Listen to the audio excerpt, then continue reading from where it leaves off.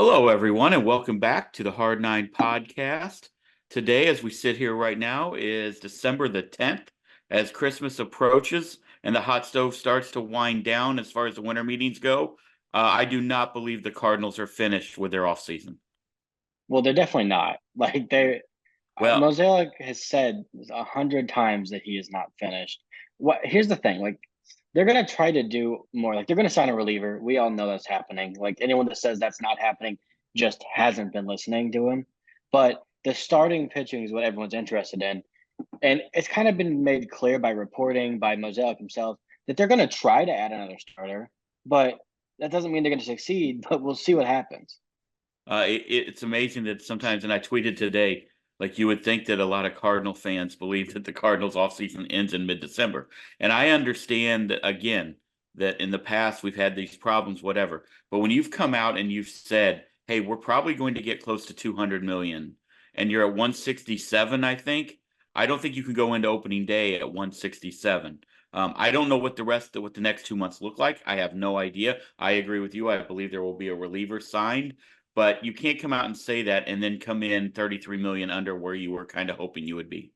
Yeah, I've got a couple thoughts on that. One, the thing was they wanted to be around over 200 million for 40-man payroll, which is different than 26-man payroll. Correct.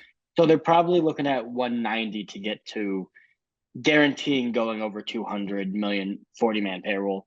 And and they might count the Sonny Gray contract as more than we're counting it as just because it's future expenses.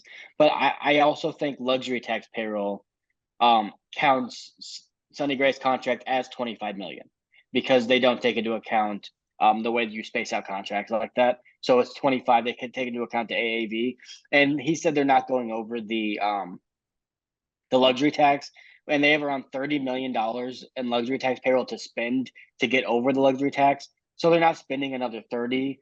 Where they can get creative is getting salary off the books, like they've already done with Tyler O'Neill, who we'll talk about later. But like getting salary like that off the books in order to add more on, they've got options, and I don't think they're by any means done.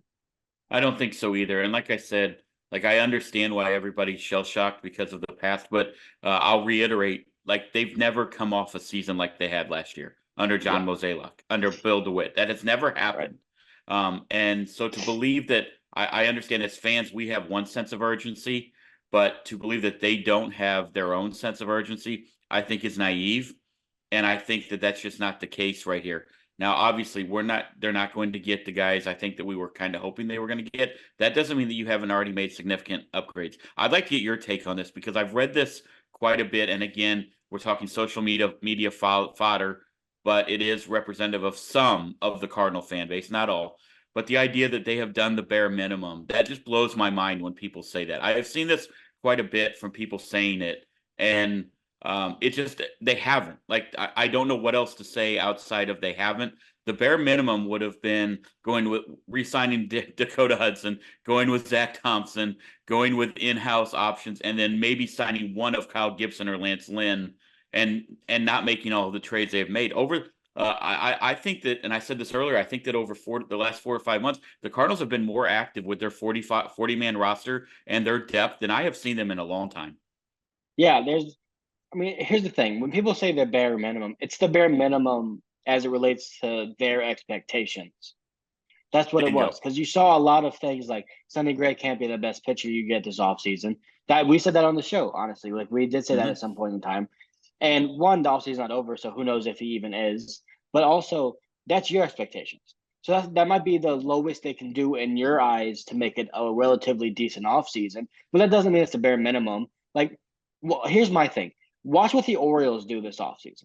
After coming off of a 100 and one win season or 100 win exactly win season, Mm-hmm. where they have finally their rebuild's over. They've done nothing. They probably will do nothing. So that's they do the bare minimum. To be The fair, Cardinals aren't doing that. they lost Kyle Gibson to us, so they've done less Right. than the Yeah. bare minimum Yeah. so And far. they might So go out and far, trade and they might trade for Dylan Cease. But if I were a betting man, I'll say they probably won't make one move that gets anybody excited because that's how they operate. The Cardinals, on the other hand, well, I'm not going to say this is an A plus offseason as it stands. It's not. It's not even, I don't even know if it's a B. It's right around a B minus, probably, maybe a C plus. But there's a lot to go. They need to fix the bullpen. They've done that with the O'Neill trade to some extent and some other moves they've made. But they need to do that, and they also need to be very active in trying to bring another starter if the price makes sense. That's what I think. One thing that I'll just add is I think it's impossible to grade the offseason because the offseason's not over. So that's not a shot at you, or it's not a shot at anyone who's trying I'm to not grade it. grading it. I understand that we're trying to do that because we're prisoners of the moment. Completely understand that. Get it. But you can't grade it until we go into spring training or until an actual 26-man roster is set, as far as I'm concerned. But also, too, I don't think you can grade the offseason because we don't know what some of these guys are going to become. Lance Lynn could revert to 2022 Lance Lynn. Kyle Gibson could give you 190 innings. Sonny Gray could do and build on what he did last year. And then all of a sudden, that bullpen that we have added to is substantially better because they're not throwing 6 innings every night. So I just think that it's so incomplete. Like, that's the only grade you can give them. As a former teacher of 25 years, the only grade I can give is an incomplete because I don't know. We have no idea, and you have to let it play out. And one thing we know, and I hear a lot of people screaming, and I'm not saying they're wrong, but screaming about paying a top end reliever. Man, relievers are so, finicky. They are like, we saw Luis Garcia and TJ McFarland rejuvenate their career for a year and a half here in St. Louis. We might have added somebody who's going to be in there, or maybe a Matthew Liberatore is throwing 97 out of the bullpen that we did not see that coming. I just think that the bullpen, like the less pressure and the less stress you put on them, and the depth, which I do believe the Cardinals have added in that position, just makes everything a little bit better. That's how I view it. Yeah, and back to your point, like, who would we have said had the best off seasons last year? The Padres and the Mets? The Mets and the Mets, 100%. The Mets and the Padres. Those have been one and two on like everyone's list. They stunk. Neither made the playoffs. Like AJ Preller's offseason last year looks absolutely horrible. They had to trade Juan Soto because they signed Xander Bogaerts, because they extended Jake Cronenworth and Yu Darvish. Well, they didn't need to do any of those three things, and they did them all, and now they traded Juan Soto. So offseason grades are stupid in the first place. I mean, I'm a prisoner of it too. Because I guarantee you, if they trade for Dylan Cease without giving up anyone I don't want them to give up, I will say A+ offseason, even if they go into next year and suck, because that's just what we do. But yeah. I do agree with that. Like, what was the last team that won the offseason and won a World Series? I don't know. I'm bad at that. You know that. I mean, the 2009 Yankees? Is that it? Who did they get in 2009? I don't even know. They got Teixeira. They got. I did love Mark Teixeira. AJ Burnett. That was a massive offseason. That might have been it. But again, and please, I also want it to be known, I'm not like trying to blow sunshine up the Cardinals' ass. I'm not saying that everything is rosy and I love everything they've done and that I don't believe they can do more. I'm simply saying that to go into the season with what we have right now on paper versus last year, what we had on paper, including the bullpen and including a year older of Walker, a year older of Gorman, and think that it's the bare minimum, is incredibly naive in my opinion. I'm not saying I'm right. They could all fucking suck, and we'll be talking about this next year. But I just don't see that. I just don't see that right now as a logical argument that it's the bare minimum. Yeah, can I ask you a question as well?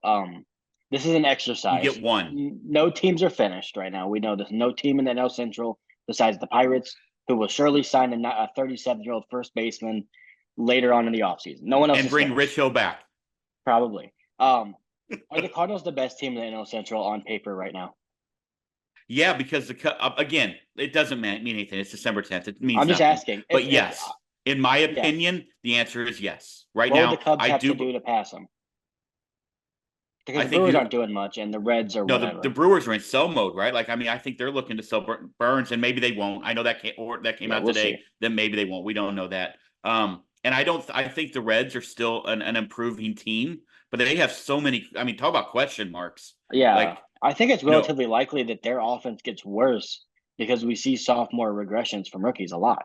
Potential. Now, and it's trading India. If Lodolo and Hunter Green stay healthy, I think the rotation is greatly improved. So I think that's an option. But on paper, also Homerville, I would say the Cardinals are the best team in the NL Central right now. But also, Caleb, to be fair, we thought that going into last year. Most people did. Right. So, that's why going into it means nothing. You got to play the game. Yeah, the Cubs, like, they're in a bad spot here if they don't get Yamamoto. Because if Yamamoto's off the board, let's say he goes to the Yankees, okay, for example. What splashy move can the Cubs make? Like, sure, they can go get Cody Bellinger for 200 and something million dollars, but then they're the same team as last year minus Stroman. They're in a bad spot right now, and I don't think enough people are talking about that because they got Craig Counsell, and yeah, that's probably an upgraded manager. Who cares if the players aren't good enough, right? Um, Right. so they've got to really get going here, man. Like they've got to make some kind of move. They've got to be like the first team to get a hitter, like the biggest hitter that comes off the market first. It almost seems like they have to be the team that's in on that. If you're looking out there, what do you got? Bellinger, you got Teoscar, Chapman, who Chapman. Reese Hoskins. First of all, Matt Chapman feels like a Cubs move, right? I think he's gonna be a giant. Um, they need Okay, to sign goes back to the somebody. Bay Area. Goes back to the They Bay just need to Area. sign someone, and That he's a good also third feels like a baseman. Giants. That also feels like He a hits a lot of Giants move. homers. Yeah, he hits a lot of homers. You think Toronto lets him go now that Otani, like that they lost out on the Otani sweepstakes, which we'll also talk about here in a I minute. don't think it's letting him go as much as I think they'll get outbid. Okay, but yet if they were in on Otani, like they've got the money, right? You think that Yeah, but Matt Chapman, there's a good. I like Matt Chapman a lot as a he person, was as a great player. last year. He was horrible. He Well, batted first half. 196 after May. Okay, first half. My apologies. No, first month First 2 months. ish. He was Yeah. really bad. Like one of the worst players in baseball last 4 months of the year. I think he was injured. There's a lot of stuff going on there. He's a very inconsistent hitter that has the upside of 35 homers and a platinum glove. So he's interesting. He's an interesting guy. I don't know, but I mean, it's not that exciting if you get Matt Chapman, is it? Rockies will Like sign him and pair him with Chris Bryant. Rockies might sign Cody Bellinger and just get, yeah, who knows? Okay, so we're in a little bit here. Let's go ahead and get to it. We've talked about this quite a bit off season. That when is it going to have Tyler O'Neill traded to the Red Sox for Nick Robertson and Victor Santos? Correct. Yep, correct. Robertson probably going to be in what I believe in the opening day bullpen. I think that's kind of their plan at least. Santos, I don't know. I'm not going to lie. I don't know enough about that guy at all. No one really Robertson at least does. has some major league experience. A lot of people seen it as an underpay. I don't know what they were expecting to get for Tyler O'Neill after the last 2 years. I don't really have a belief on that because I don't know what we get with Victor Santos and Nick Robertson. I do think, and what I will like to say from us, well, from me, I'm not going to speak for you. I want to wish Tyler good luck. I hope he kills it. I hope he rakes in Boston. I hope he puts a hole through the Green Monster, and I hope he stays healthy and the Boston fans love him. It just feels like here it was time for a new scenery for everyone involved. And I don't like that. We've talked on here quite a bit. He's a unicorn. He had a skill set that no one else in that Cardinals dugout has. And I hate that, but I also understand that that's how the business works. And unfortunately, we've seen that with our outfielders for the last 10 years quite a bit. Yeah, I mean, it was time to move on. That's my view. Like, do I wish 2021 Tyler O'Neill would have stayed and we would have given him a $200 million extension and he would have been that guy the rest of his career? Of course. But that's just not what happened. He wasn't playing. And an underrated part of this, everyone seems to be saying, like, when O'Neill's on the field, he's good. Not really the last 2 years.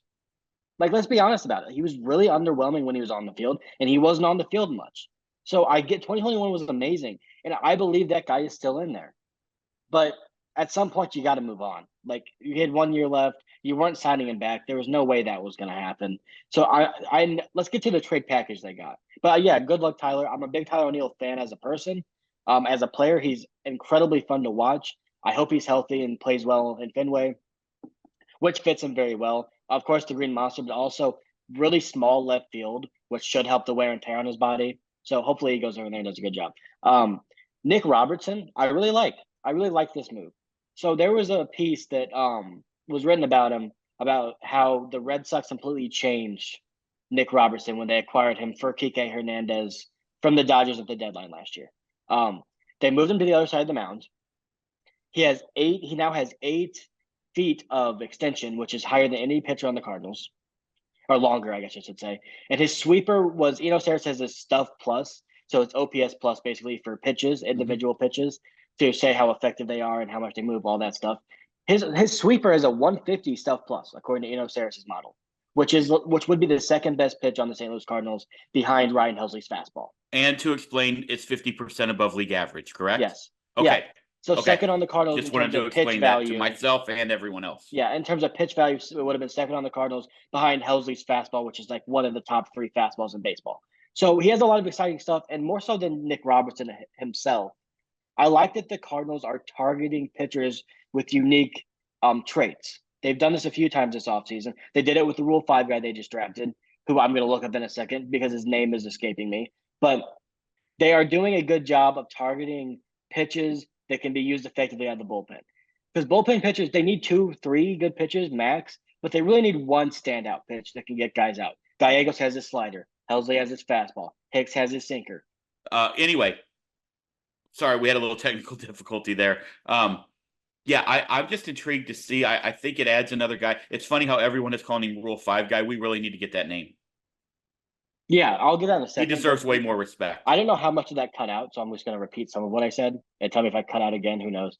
But I like that they're targeting pitches. That's what good organizations do. They target players specifically in the bullpen. They have unique traits that they can exploit. That's why the Rays are so good. That's why the Dodgers are so good at this. That's why Shelby Miller was great with the Dodgers last year. He had a pitch that they felt they could use a lot of. So I like what they're doing. It's not something they've ever done before, really. And throw numbers at the bullpen, man, and see what sticks. Agreed.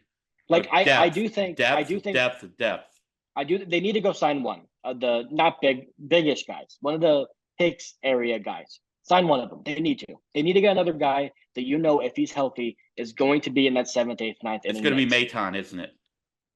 Maybe it might be. Yeah, he's probably going to be pretty effective if it is. But I think Hicks is still likely. I think there's a lot of options out there.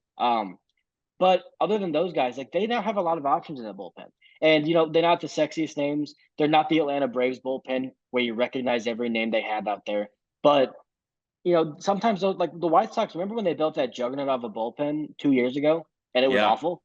Yeah. Like that you don't need to do that. It's so unpredictable. It's so finicky and it's unpredictable. The Cardinals have obviously targeted the sweeper, which wasn't even a pitch 2 years ago. So I hope that by the end of the year, it's not archaic and we're behind the curve again. However, happy about it. Can't wait to see them. Also, today, Will Smith signed by the Royals. That means we could trade for him if we are in it, which means we're winning the World Series. We've talked about this. That is bad juju. No, I don't agree with you. He's not winning 4 in a row, Dad. You somewhere in Arlington, Texas, there's a Caleb Noble who said the exact same thing, that, oh my God, we can't get him because there's no way he's winning 3 in a row. And guess what happened? So do you think the Texas Rangers win the World Series without Will Smith? That's irrelevant. He was on the team. He was an integral part of the bullpen, and they won the World Series. He was their closer for the first 2 months. I'm just letting you know that when they were in first place, I'm just letting you know that there is a chance that the Cardinals could get him from the Royals in July. That's all I mean. I guess there's a chance. Hopefully we don't need him. They're going to trade him. We know that. I'm interested. So here's something. Yeah. If he's good, they will. I'm interested to see how this bullpen shakes out. It's an interesting conversation. And honestly, here's what I'm going to say. I think we'll be back in the next 2 days. I think they're going to sign a reliever here this week. I think the market's really going to get moving. But I'm interested to see Thompson and Liberatore. One of those two is going to be in the bullpen. They're both going to spring training, stretching out to be a starter because if injuries happen, you want those as options. Absolutely. But I think unless Matz moves to the bullpen, following a cease or whatever trade, unless that happens, those two guys, one of them has to be in AAA because they have to be ready to come up if there's an injury. And one of them has to be in the bullpen. And last year, I would have said Thompson in the bullpen, Liberatore in AAA. Flip him. But this year, I think you flip him. And that's such for Zach Thompson and the money he's making and all that. But I think you got to see Liberatore is at a point where he's young, but he's at a point in his career where you have to make a decision. I think at this point, every year have him come into spring training ramped up and see if he's improved. But I think he can really benefit from being in the bullpen for a year, a la Lance Lynn, Adam Wainwright, and maybe just learning more about his pitches. And Zach Thompson needs to be your 6th starter, in my opinion. Yeah, I agree with that. The other thing, and you said it, and I've seen some other people talk about this too, like throw numbers at it. Like the competition in spring training could be awesome because you could honestly have 12 guys, 13 guys going for 8 spots. To be really honest with you. Now, in the past, the Cardinals, when they get a Rule 5 guy, they do like to keep them on the roster. Like that has been, but agreed, that has been their MO. But that doesn't, their Mo. But let me look this guy either up. way, that doesn't mean they'll do that this year. And I think when you've got also the guys that you traded for last year in the Toronto deal and the Texas deal and the Baltimore deal, like you've got numbers to throw at this bullpen. And I just think that we can't discount what they did starting in July by just adding overall roster depth that it feels like this team hasn't had, even if it's not the top end, they haven't had the depth that could pitch at the major league level. Do you agree with that? I agree. Yeah, depth is. I think when you look at pitching staff, and everyone wants to look at the 5 starters and the closer, right? Like you want to Yeah. look at, last year the Padres, you saw Musgrove, Darvish, Snell, and Hader, right? So you like that's an impressive group. The most important thing you can have is depth in a rotation. Like your 6 and 7 starters Agreed. aren't as important as your 1 and 2 starters, obviously, but they probably are as important as your 4 and 5. Like you Yep. got to have those guys. Like Zach Thompson, I really like Zach Thompson as a 6 starter because I like his ability to have a nice floor of just being solid, but having a pretty good upside of maybe he can rattle off a month of being really good. That wouldn't Well, I'm rooting shock me. for him. Even if he did go to Kentucky, I'm rooting for him. But the fact is that he also, like, he struggled as a starter throughout his minor league career. He struggled here as a starter. When he got sent back out of the bullpen, he really struggled at Memphis last year. But it did feel like maybe he found something, whatever that rhythm is, trusting a couple different pitches to throw a little bit more. You just never know. But you still got TK Roby on the way. You've got Graceffo. You've got McGreevy. You've got Tink Hence on the way. Like you've got numbers that are going to be at that Memphis, probably in Memphis, that I just think the depth alone, again, which hopefully you have to hope that maybe one of those guys becomes a top end starter. That's what you have to hope. But at least you have Yeah. some guys down there where we're not stuck with, oh, we have to start Jordan Hicks now because we have no one else to start. Right. Yeah, I agree. And let's get it right. Ryan Fernandez is the Rule of 5 Thank you. guy's name. Thank you. This is from Kareem, our friend of the Yeah, podcast. shout out Kareem, my guy. He was in a high A ball, double A, and triple A all last year. He had a 35% chase percentage, which is really good. A 263 WOBA against, really good again. Which is weighted on base average. I don't know how to calculate it, but I know lower is better. Okay. Yeah. And his K to walk ratio, 56 Ks and 11 walks. Really impressive stuff. That's key right there. That's really great. If relievers strike out a lot of guys and walk no one, great. That's amazing. Always a good thing. Yeah, that's great. That's Ryan Helsley when he's on. So I don't know what to expect from him. Here's the interesting thing. Red Sox prospect, by the way, they took him. Chaim Bloom was linked to the Cardinals as potentially being a fit in the organization. The Cardinals have since traded with the Red Sox for 2 minor leaguers. They have taken a Rule 5 guy, Major League Rule 5 guy, Ryan Fernandez, and an infielder from the Red Sox in the minor league Rule 5 draft, which means he's just going to be in the minor leagues. That to me smells like Chaim Bloom might be consulting a little bit already. I don't want to read too much into this, but that seems like he could be consulting a tiny bit already. I don't know. Do you think, well, never mind, I'm not going to say it. Why are you going to say it? Okay, one thing I want to get your take on, because you and I haven't talked about this. We apologize for the break, by the way. Thank you guys for tuning in. You guys are absolutely incredible. The comments on YouTube have been awesome. The numbers have been awesome. Please keep it coming. We greatly appreciate you. Hit that subscribe button. We're moving up. Please keep that coming. But we had a lot of stuff family-wise that kind of popped off in the last week. So we've talked before. Life gets in the way. Everybody doing okay at your end of the crib? Doing fine. Okay, good. Yep, same here. So keep everybody at the Hard Nine Pod in your thoughts, your prayers, your juju, whatever. We'd appreciate it. Because last week was a rough one for everybody. So, but we're back. We're glad to be back. But with that being said, do you feel? I don't know how to say this without making it okay. Do you feel like the depth at the middle infield spot and the infield spot in the minor leagues is something that they might essentially, like you talked about adding the guy from Boston in the minor league draft. We just added Sajaci. We added Prieto. We have obviously other guys still down in the minor leagues. Delvin Perez, he's gone, right? He's gone. Okay, that's what I thought. But you've got those 3 guys at the minor leagues probably knocking down the door. Do you probably foresee one of those guys probably getting traded here soon? Or do you think they're going to roll into minor league camp with all 3 of them and say, let's just see what happens going forward, because Mason Wynn obviously still sort of an unknown at the major league level.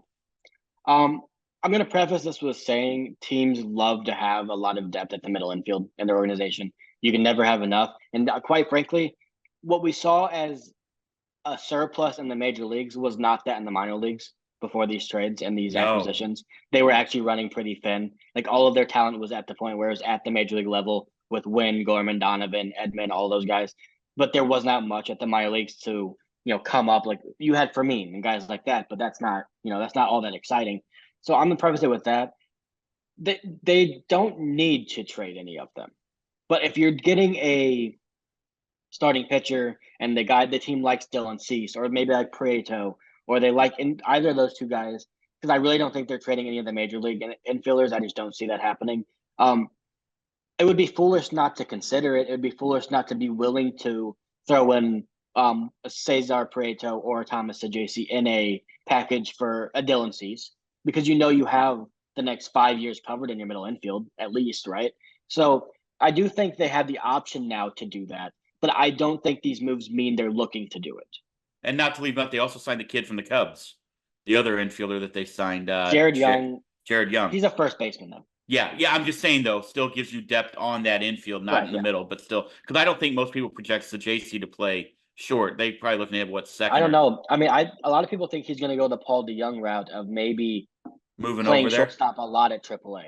Yeah, well, that'll be interesting. Want to have you want that option open for him. I would think. People rave about his athleticism. To be fair, he's a really good player. I only watched him play on the old minor league package at Springfield a couple times. But I'm not too over. That's our guy Kareem. That's our guy Kyle. That's all those guys out there who know really a lot. My opinion is they should get him over there and see if he can do it. If he can, he can't. But you might as well see what's up. The other name that you've mentioned a couple times that I think we can't discount the importance of is a healthy Ryan Helsley.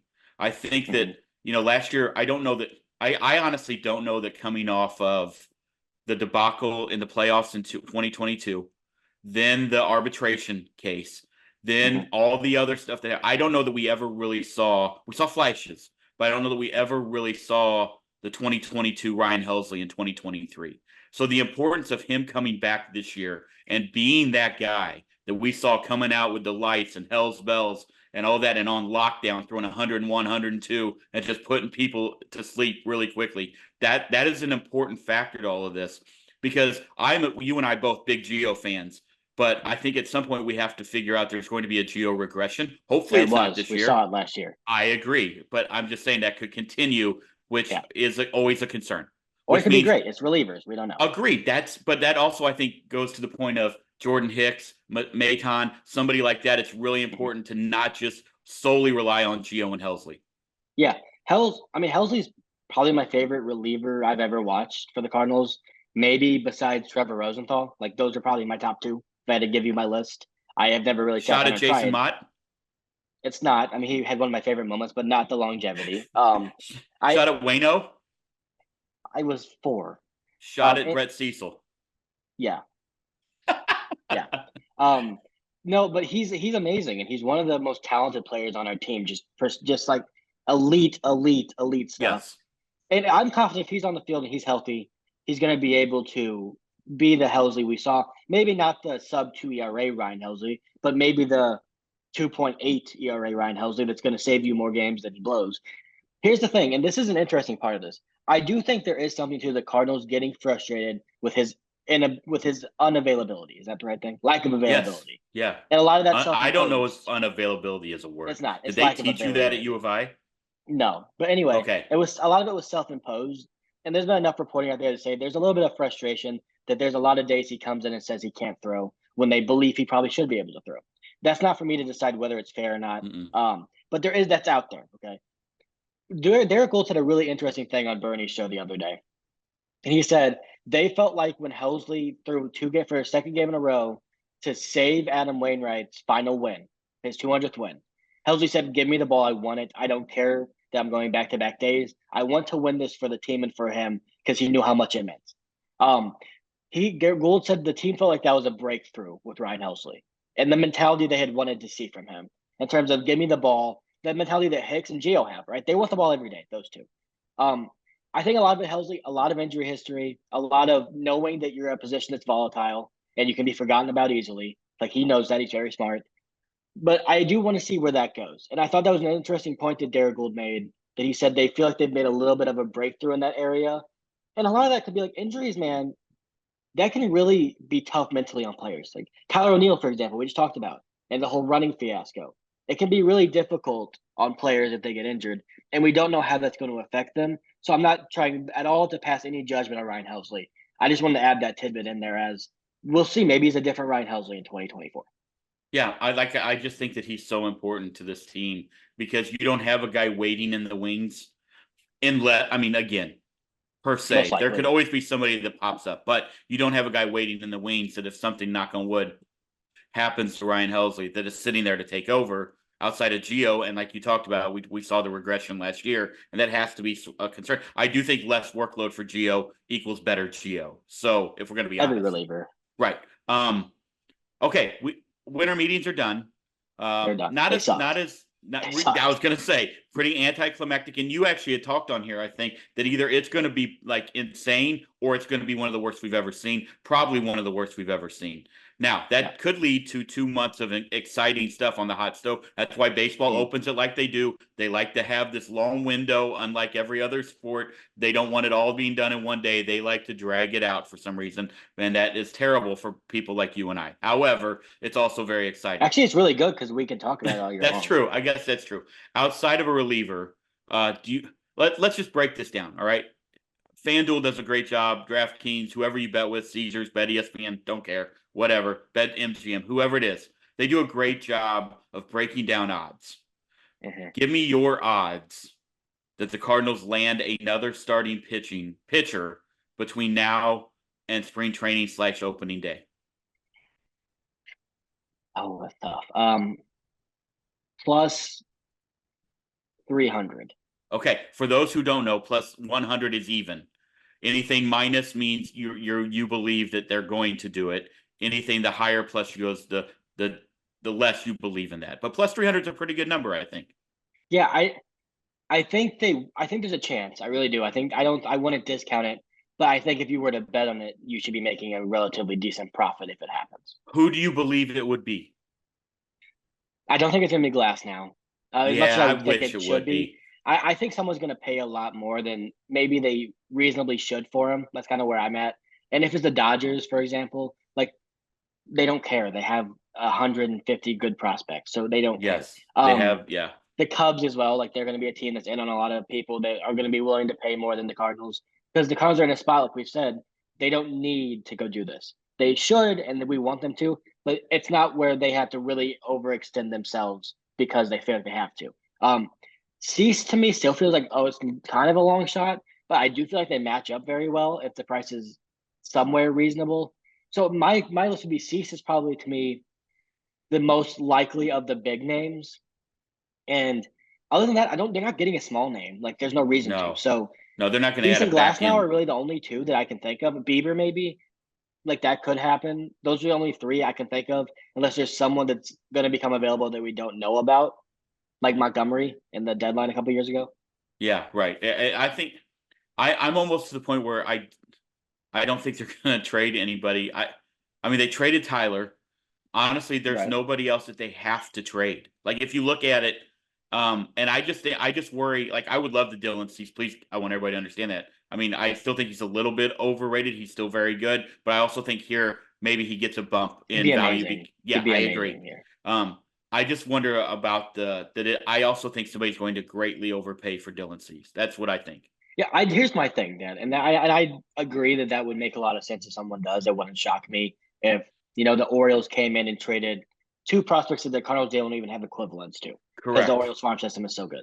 But like, who do you think would be willing to overpay? I don't think the Reds maybe that could make some sense. The Orioles maybe, but that's not really how they operate. The Cubs won't, I don't think, because they're still kind of like relying on their young guys. The Dodgers don't ever overpay, so if they get them, it's going to be a steal. The Braves don't have enough to even overpay if they wanted to. So who could you see overpaying for? Maybe Toronto. Maybe Boston. Maybe Boston has a good Boston. I Boston think has a good Boston, one. Toronto, and I think Why would Baltimore. Toronto? Why would Toronto trade for a starting pitcher, Dan? Here, I just know. Hold on. You and I have watched Toronto operate over the last 5 years, and Right. they always do something outside of honestly the Gosman trade, where it's like, why are the signing? Why did they do that? Like that just feels Dalton like Varsho. bingo. Okay, Yeah. it just feels like that could be a team. Oh, we missed out on Otani. Let's go get next guy, and Don't you think it we're would going make to give more up. sense if that was a signing than a trade? Because their farm system is not great either. In logic, yes. In Blue Jays lore and world, no. I think They they're a are Bellinger fit. I think they're greatly chasing that World Series, and they just like I think they also think I think they thought they had Otani, or at least I think they thought reasonably they had a really good shot at I it. think John Morosi thought they had Ohtani. Well, we never know what he thinks, but Well, I know yes, he thought that, but I do think they're going to be in on the hitters more I do so. too. They lost Chapman, they lost Kiermaier, who was obviously not known for being a great hitter, but if you move Varsho over to center field, then you need another outfielder. So I think that makes more sense for them. Like their rotation's still really, really good. They lost Hung Jim Ryu, but like he was kind of a nothing for them the last few years. So I don't think adding a pitcher makes sense for them. I think there's a world where the Cease market really comes back to the Cardinals. I really do, It could. where no Like the one's more willing to pay the price they're asking for. But you've that kind of could not talked be me into true. that. It could also not be true, and the Orioles bite the bullet, or the Reds bite the bullet, or the Dodgers, or whoever else.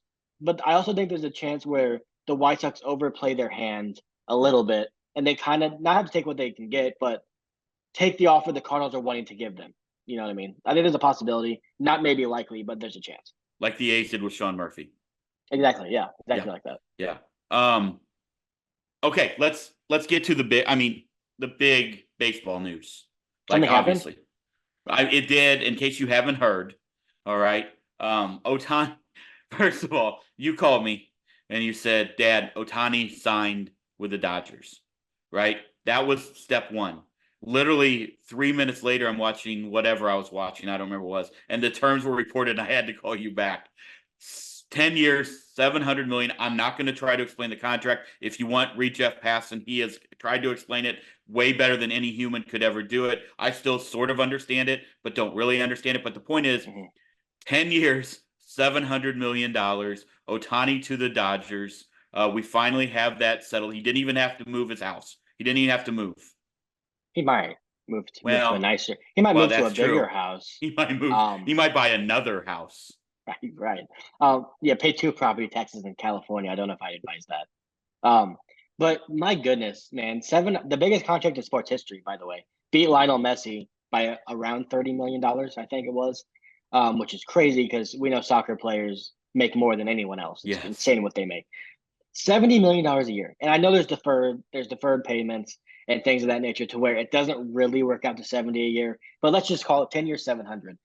That's an insane amount of money. Good for Shohei, man. Yes. But I cannot believe. I didn't think 700 was even a possibility. I thought 600 was the high end, maybe. But good for him. And I guess that if we take any positive out of that, it could be, well, one, he got paid, which is great. But also, I guess they probably believe he's going to pitch again, which is awesome for baseball fans. Yeah. That's great. I hope he pitches again for the duration of the contract, I hope. But I was on the impression that he might get paid less than what he would have because of the injury. That's not true. So good for him. In my mind, the contract did 3 things.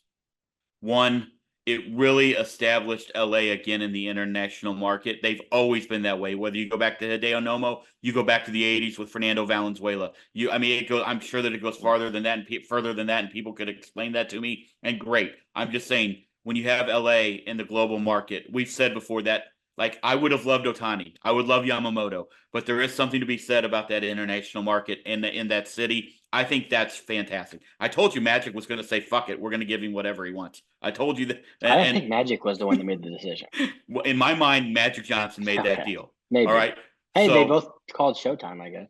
2, the other thing, shout out to Otani for getting that. What it also did is it just turned a bunch of kids that are about the ages of 6 to 10 and their parents into massive baseball fans and saying, hey, this kid, you froze there and you look like you're stoned. Now you're back. Okay. I don't know. Keep talking. Your eyes when you really we'll figure out. But that, I think that's great that a bunch of people are like, oh, we do want our kids to play baseball now and they're going to pitch and they're going to hit. That's great.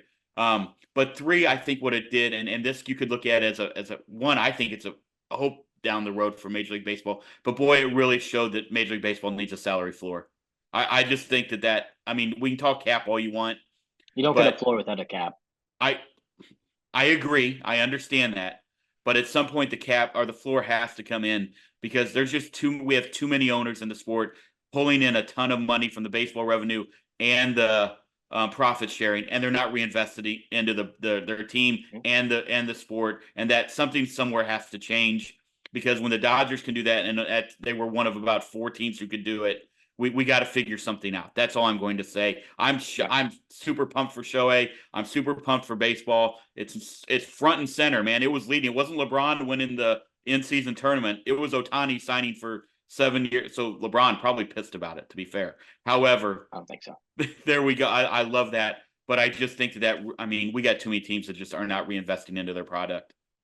I agree with that, and it needs to change, but it won't. So that is what it is. I feel sorry for the fans in those markets. Yeah. And it's really unfortunate. Hopefully, there's a change of heart somewhere for some of those guys. That doesn't. I think Otani going to Dodgers, obviously big deal. You get Freddie Freeman, Mookie Betts, Otani, and Will Smith off the top. That's insane. That's a great top four, obviously. Max Muncy. He's fine. Then the rest of the other 5 are fine. Question marks. The I pitching agree. The pitching rotation is awful. As of now, they're gonna get probably 2 or 3 people and fix that. They're getting incredibly overrated right now to the point where people are like, "No, this isn't even fair. They see you in the World Series." What are we talking about here? Like, Right. their lineup's not the Braves. It's not. Not top to bottom. They've got to do a lot more to get into contention because right now they're not a top 2 team in the NL. Like they're not, in my opinion. They may be number 3, but I think it's really cool story. We're gonna get to see Ohtani on opening day, which is really cool. Playing the Cardinals, Sonny Gray punching him out 3 times is gonna be great. But I don't know why people see these stars go to these teams and then automatically assume, oh, they're winning. It's like we do this every year, man. They did it last year with the Mets and the Padres. Right, and they do it with the Dodgers before. And yeah, sure, they obviously are going to be one of the teams, and they're running to win the World Series. We can all agree that's probably going to happen. But saying this is ruining baseball because the Dodgers are too good, the Dodgers aren't even better than the Phillies or the Braves as it stands right now. So everyone relax. Okay, I got a game to play with you. Okay. We're gonna play Ohtani over under. All right. Okay. So the over under, I'm gonna give you a number. It's based off of his 10-year deal. I just need you to give me a number. Okay. Okay. So let's start with number 1. MVPs. I set it at 2.5. So in his 10 years with the Dodgers, 2.5 is the number I set it at because what he win 2, 3, 2 2. and 5 years. 2 and 3 years. 2 and 3 years. So sorry, I thought you said longer. He's been there longer than that. I'm just saying he won 2 in the last 3 years. Oh yeah. Okay. Anyway, 2.5 in the next 10 years. That's my over under. Under because he set the bar too high, and I don't know how his arm's going to respond. Can I play devil's advocate on that? The bar was set in the American League, and I think the National League might be different. I don't know. I mean, I just saw LeBron lose too many MVPs he should have won because he had won too many already, and they got Jordan same way. And that's just how it goes. Okay, that's fine. Years pitched. All right, so in the 10-year deal, how many years is he going to pitch? I set it at 4.5. Because 1 we already know. So really, it's 9 years, right? It's 1 because we know 1 he's not pitching this year. So it's really in the 9. It's now out of 9. So I set it at half. 4.5. I hate to go under here, but I feel like I have to. Okay. I think he's going to pitch for 4 years. Oh, you really the hook got you. Yeah, 3.5 I would have gone over, but 4.5 it's not that I don't think he's going to be able to. I just think eventually the smartest thing for him and the team might be for him to just be a hitter at some point in time. You don't think they just, and you brought this up to me earlier, that potentially they make him a closer?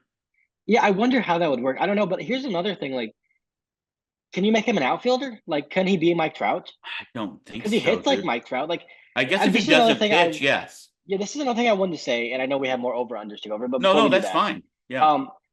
I think the spectacle that follows Ohtani around, the fact that he is in himself an event and an attraction, has kind of diminished people's view of how great of a hitter he is. Yeah, like he is the pitcher and the hitter, and all of that's amazing rolled into one. He was way better last year as a hitter than Paul Goldschmidt was when he won the MVP in 2022. That is how good this guy is. He might have won the MVP if he would have been healthy anyway without pitching. That's how good of a hitter he is. And he might be like Mike Trout level good just as a hitter alone. That's how great he is as a hitter. So I just want to put that out there. I think people underrate how great of just a position player he is because he also pitches and it kind of combines into one. But to add to that, they didn't pay him $70 million a year to just hit. No, but yeah, I think 29 million is getting paid back in I recent agree. revenue. Okay, so far I'm pretty happy with my numbers that I've set it at. I feel like they're Yeah, pretty good numbers. All right, number three. I only have four. Number three, World Series appearances. I set it at 2.5. under. Okay. I All right. think So he gets to two and wins one. all right. That's what I All think. right. Oh, well, then you just answered number four because number four was Sorry, World Series wins 1.5. So you've taken the under. under in all four. Okay. I feel actually pretty happy about my numbers then. I feel like they have made you maybe think a little bit. Yeah, they were good. They were good. He could easily win three. Like he is a good. But I think I'm one. Oh, Yeah, that team's gonna be so much fun, man. Like can we also I say don't how love the fun it could Dodgers, but be? Sorry, I what? did not mean to interrupt you there Yeah, because go ahead. somebody said that we interrupt each other and it drives them crazy. And I do apologize for that. We are on Zoom. It's not a Yeah, perfect stop. system. We're doing the best we can. However, I did not mean to interrupt you there. How awesome is it going to be if we go into September and you've got an Otani, a Harper, an Acuna, and a Tatis or fill in the blank MVP race? Yeah. Yeah, well, okay, just Gorman. Don't throw in Nolan Arenado. That's fine. Well, I'm not going to until he gets there. Do we know that he's healthy and back? He definitely didn't finish second in 2022 or anything, or But third. He last finished year was third. 2023. Yeah, I So get it. Yeah, that would be a lot of fun, obviously, in the NL West. There was something else I had that I wanted to say, but now I forgot it. Got it. His contract, just to put in perspective, is more than the combination of Bryce Harper and Garrett Coles. and it's more than like his annual salary is more than a lot of teams are going to pay their payroll this year. His contract, That goes back to my floor category. It just can't yeah, happen. his contract total is 700 million. That's more than the A's spent the last decade. And more than what did you tell me? Like three of the owners in Major League Baseball are Are worth, worth? yeah, yeah. Yeah. It's crazy. It's crazy. Good for him. He's gonna buy the Rockies. Yep. Okay, let's go through quickly like the top five free agents where we think they're go. And I've got a couple shout outs unless you got something else we can get out of here. All right. Nope. Let's start with Otani's buddy Yamamoto. Right. Where do you think he ends up in the next whenever? It doesn't matter when he signs. Where do you think Yamamoto eventually lands? The Yankees. Okay. There's Okay. been so much smoke around it, and I think there's a lot of the Yankees really wanting to get back to being the big bad Yankees going on right now. As the Juan Soto trade, which we didn't talk about yet, that happened Oh, that's to the right. Yankees. It was on my notes. I hadn't gotten to it Um, yet. but yeah, that's crazy. Like I don't know. I think they're gonna go really hard for him. I really do. And we're gonna have to see Yamasoto jerseys, which is so annoying. Okay. Um, so Originally, I said Boston, so I'm going to stick with that. I'm still going to stick with the Boston Red Sox. However, there is this large part of me that just feels he's going to the Dodgers to play with Otani. he might. He might. I mean, Like there's a lot it's of every option he has is gonna be intriguing. And the Red Sox specifically, man, they've got to do something. They're in a bad way yes. right now. I think they're gonna get Blake Snell. Oh wait, he didn't do that yet. Go to Blake Snell. God bless your Jesus. Let's just move on from Blake Snell then. No, go to Blake Jesus. I Snell. mean, also shot at Tyler O'Neill. The Red Sox got Tyler O'Neill. So there's that. All right, Blake Snell's going to Boston. That's what you've got. Yeah, you want me I to think he's going explain to a the little bit? Giants. Oh, why? He's a Pacific Northwest kid, Mhm, right? I think he's from the Seattle area. I think I'm right on that. mhm. I think the Giants. I've said, but I say that I sit here literally in the same spot every year, and I say the Giants are going to spend a lot of money. And last year, I thought they were They're going to get trying. Judge, and I thought they were going to get other guys. I just have a feeling that if Yamamoto doesn't go there, they missed on Otani. I just have a feeling Blake Snell just feels like a San Francisco Giant to me. That's it. Yeah, and There's no other reason than that. it makes a lot of sense. It really does. But he makes a lot of sense for a lot of teams. He's really good. And we've kind of said we've done it with the Cardinals go after him. That's more to me the Cardinals not being willing to cover the cost if he's not what they need him to be. That's Right. where I'm at with it. So here's what I'll say. There's been a lot of negativity around Blake Snell, who's a two-time Cy Young Award winner. All of it because, he has a lot of peripherals that are a little bit nerve-wracking if you're going to sign him to a long-term deal. I hope wherever he goes, he absolutely kills it. Like So do I. I really like Blake Snell, the person, So a do I. lot. And so I hope he proves those guys wrong. Just stop walking so many people, man. Stop doing that. Jordan Montgomery, our guy, Monty. Ooh, I love Joe. I hope he goes somewhere good. He's not going back to the Rangers because they said they're not paying him. Um, I think Dodgers. Okay. I think I didn't have Yamamoto going there though. So I think he makes a lot of sense for them in a lot of ways, just because he's so solid and they need someone that's going to just give them innings. They don't have that Kershaw anymore. They don't have that innings guy that's just going to get them through. And with Walker Buehler being like, we don't know what they're going to get out of Walker Buehler. Monty to me is the most stable starting pitcher left on the market for sure. So I think he makes a lot of sense there. So you think they're going to Pitching. trade for Glass now and sign Montgomery? They need 3 starters, Dad. They're in the Can you Cardinals. hold on? Almost. Can we talk about that 2024-5 rotation with Ohtani, Buehler, Dustin May, Bobby Miller, Montgomery? I mean, yeah. Well, they wouldn't have Glass now anymore. And yeah. Well, they might. Well, Dustin May's. Well, yeah, we'll see. I'm not confident in that prediction at all. But what's yours? My landing destination for Monty is Boston. Makes a lot of sense. He's living there right now. Did you see that in the offseason? I did not know that. I wish I would have, because it would have made his pick way cooler and way smarter. Apparently his wife's living up there or something for the offseason, so he's up there. He just, for some reason, feels like a guy who, Boston would fucking love him. That's what I think. He's played in the Northeast before, so he knows what that's about. I just feel like that just seems like a good spot. And they need pitching. Boston needs pitching in a bad way right now. Last pitcher, I figure like we should talk about Josh Hader. Yeah. Oh, that's interesting. I'll go first, and I've said it all along. I'm going to stick with. I think he's a Philadelphia Philly. Okay, I was between the Phillies and another team, so I'll go the other team since you said Phillies. Cubs. Okay. He gets to rejoin Craig Counsell, but also more than that, they really need bullpen pitching, and I don't think they're going to get any of the big free agents they wanted, so they're going to want to spend a lot of money on someone, and I think he might be the guy they do that on. One more, Marcus Stroman. We might as well throw him out there because we need Bellinger too. You didn't say him. Yeah, I'm only sticking with pitchers first. I was going to get to the hitters later. Okay. Quit stepping all over my podcast. I thought you said we only had 5 guys we were doing in total. Chill, Caleb. Let Mike cook. Oh God, I'm not doing this anymore. Stroman doesn't feel like a fit anywhere, does he? Oh my gosh. Angels. Okay. All right. I was going to say Yankees. No way. They would hate him. It would be so awesome, though. It would be so awesome. I'm pretty sure he had tweets about saying he doesn't like the Yankees. Okay. I might be wrong on that. That was King Griffey Jr., but that's okay. That was the tweets were not around when he said that. No, but he said it. He literally said, I will retire before I play for you. The way you treated me and my dad. I will retire. He did say that. Yeah. Yeah, he did say that. I just don't see Marcus Stroman can't even grow his hair out the way he likes it and wear a do-rag on the Yankees. So I don't think Yeah, I don't know. Honestly, I don't even know. I just that was like the least likely. That's what's going to happen. That's the one that's going to happen. Maybe. Is Marcus Stroman to the Yankees. All right, let's go to the hitters here. So there's only a few that we really need to talk about. Let's go with Bellinger. Let's kick it off. You've already said Toronto. Is that what you're sticking with? No, I think they're going to try to get. I think he goes back to the Cubs. Okay, I don't think there's a way for them to get. I don't think there's a way for them to get better with any of the hitters out there. So I think at least trying to stay the same makes a lot of sense.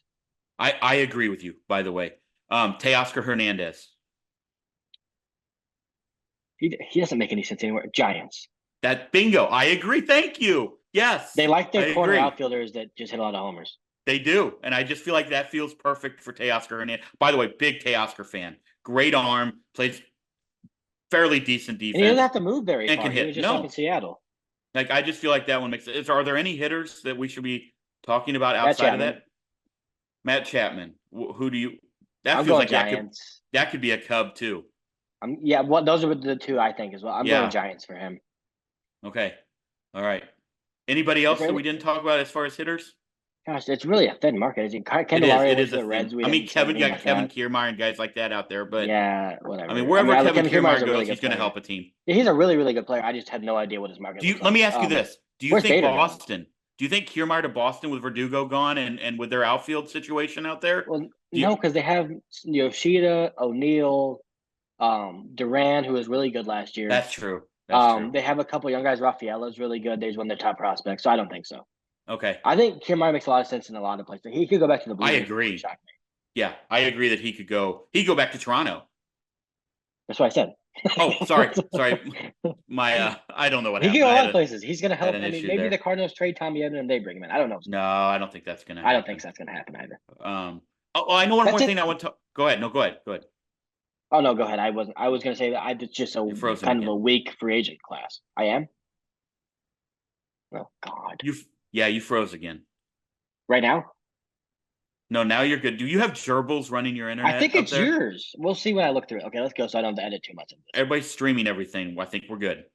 Okay. Either way, one thing I wanted to ask you, looking at the Cardinals roster, right now it looks like without a weird trade that we don't see coming, you sort of have 12 offensive players locked in, right? If Right. you go, I mean, I don't have to go through them, but if you go Herrera and Contreras, you go Goldie, Donnie, Gorman, that's 6. When. Yeah. When. Wynn, Nolan, that's 8. Then you've got Walker, Carlson. Edmund, Carlson, and Newt. Newt. That's 12. Do you think Yep. Burley is And number Burleson. 13? Okay. So you think Yeah, that's the and 13? Palacios. I think they're going to trade one of Well, those they guys. can't. Yeah. And what about Luke and Baker? I don't care. The Luke and Baker hate will not be tolerated on I here. don't hate him. He's just not. You He do, doesn't. actually. I He think doesn't you do. have I a don't know what place he in. did to you, but He didn't. He doesn't have a place on this team. Let him. They need to trade him somewhere where he's going to play. That's what they need. Give him to the Royals or something where he's going to yeah. play and have a chance to earn money. That's not in St. Louis right now, unfortunately for him. Yeah, I agree. I'm a fan of his. He just seems like a cool dude. He hits I have nothing bombs. I against him. love those guys, but I agree. There's not a pathway here in St. Louis for him to play. No, Like because I even agree if with you. Goldie were to leave after this year, which I don't think is happening, but if he does do that, I don't either. he's still like third on the pecking order of who's going to start at first base after that. You know what I mean? Yeah. You think Like they get a maybe Goldie contract extension done before the end of spring training? I think they do it in February or in Yeah, March. I Yeah, do too. I do too. And we can talk probably about two that later. But years, 40 million, something like that. I think. just a few shout outs. We didn't talk. Well, no, let's talk the Soto trade very quickly. Yeah, Soto to the Yankees. They didn't get the return nearly that they gave up to they got get a him. good return though. I They thought. did get a good return. I agree. But again, you don't know. Like when we don't know what's going to happen in Washington. You don't know. When you give up Of course. prospects, you just don't Yeah. know. What do you make of the Soto trade to the Yankees? I've got a couple of thoughts. One, the first thing I want to say is what Peter Seidler tried to do for San Diego was really freaking cool. And it sucks that it didn't work out. And it sucks, obviously, that his untimely passing that just happened like around a couple of weeks ago. And it really sucks that he really tried to, after the Chargers left and San Diego was kind of left out, hung out to dry, he tried to make something cool there. And it just didn't work out. So that's the first thing I want to say. Because I like when owners try to do that for cities. But it sucks, obviously. Like, that's not what they wanted for Juan Soto. I don't know what AJ Preller's got going on over there. The amount of bad contract extensions he's handed out, more bad than good, like on the roster right now with Darvish and Cronenworth and Manny and crazy amount of contract extensions that don't look great. One, it makes the Yankees way better. Their lineup looks pretty good right now. Adding Verdugo and Soto in it. I mean, their Which we lineup didn't looks talk really about good. Verdugo either, but yeah. Yeah, their lineup looks pretty good, but they need a lot of pitching. They traded all of it. They traded all their pitching depth. So I'm interested to see him being in New York is really good for the sport to get to watch him every night, to get to see really how good he is. And he's probably gonna hit 45 homers there, I think. So And just knowing the Yankees in the past with their A-Rod, the Cano, who am I missing? Soriano, the contracts that they've handed out, feels like he's going to get an extension in New York. they never paid Cano. He went to the Mariners. Oh, that's true. Okay, so the other ones, I apologize. That's true. But the other Yeah, ones, I think it does I feel think that. there's Yeah. a chance. Well, we'll see how this year goes. If this year goes really sideways, he could leave. But he's not going to get extended, I don't think. But he might sign a contract in the offseason. That's what I meant. They'll have the first crack at being able to talk to him. Like Yeah. the advantage there is you get to know if he likes New York or not, and if he doesn't, you know before you sign him. And if he does, you have the inside track to signing him back. So, but Steve Cohen will be in on that too for Juan Soto, I would assume. So we'll see. Absolutely. Just a few shout outs.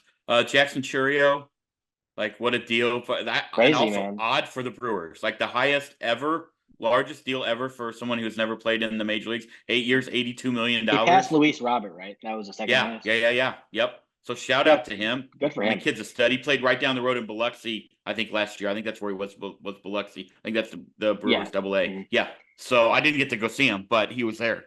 So I love this contract for him specifically, but also for the Brewers because for him, he's 19, so he locks in $80 million with escalators that can get him up to over 120. That's locked in. So he's got at least $80 million in the bank. And he's gonna be a free agent when he's like 27 or 28.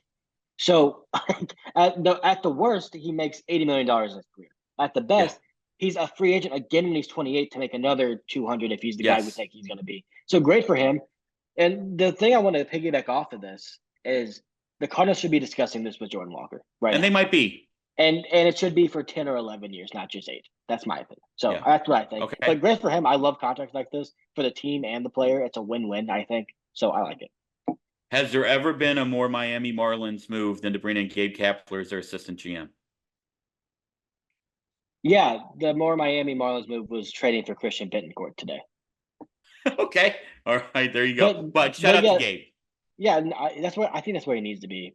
Like not that he wasn't a really good manager, he was, but his mind just seems to work perfectly for the front office, I think. Yeah, I So agree. hopefully he does well there. Yeah, I hope so too. Anything? Oh, where does Harrison Bader land? Interesting. Who needs a center fielder? I mean, probably a lot of teams. Right, yeah. Seattle? San Diego. Okay. They just traded Trent Grisham, so they could use a cheap center fielder. Okay. Relatively cheap. I don't know what he's going to get. Yeah. Probably around I 10 or don't know 12 what he's million. going to get either, but I could see him getting um, like a rebound contract there. yep. All right. Anything else before we get out of here? No, that's all. I think we went a little long, but what do you Yeah, think that's all Harrison Bader's right. going to go? And then we can go. I honestly didn't think about it. It just popped into my head. I I don't didn't really either. fucking care. I'm not going to care. I mean, I like Hey, Harry. No shot at him. I honestly, to me, Harrison Bader doesn't move the needle for any team. That's what I'm going to say. I know, but Harrison Bader and Tatis run around the outfield would be pretty fun. It would be. I agree, and I like him. I'm just saying. I mean, to me, that's not a needle mover. But I could be wrong. He could go there and play such elite defense wherever he ends up that who He's going to knows? help wherever he goes. That's for sure. Yeah, absolutely, he is. Yes, I agree. And Go to he'll play Colorado 40. and hit He'll bombs play for a 50 year. games. Yeah.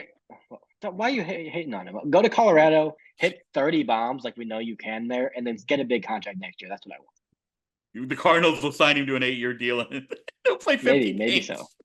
All right, let's get out of here. Oh, all right. All right, everybody. Thank you again. If you could hit that subscribe button, tell a friend. We greatly appreciate it. 109 days till spring training. We'll talk to you soon. Go Cards.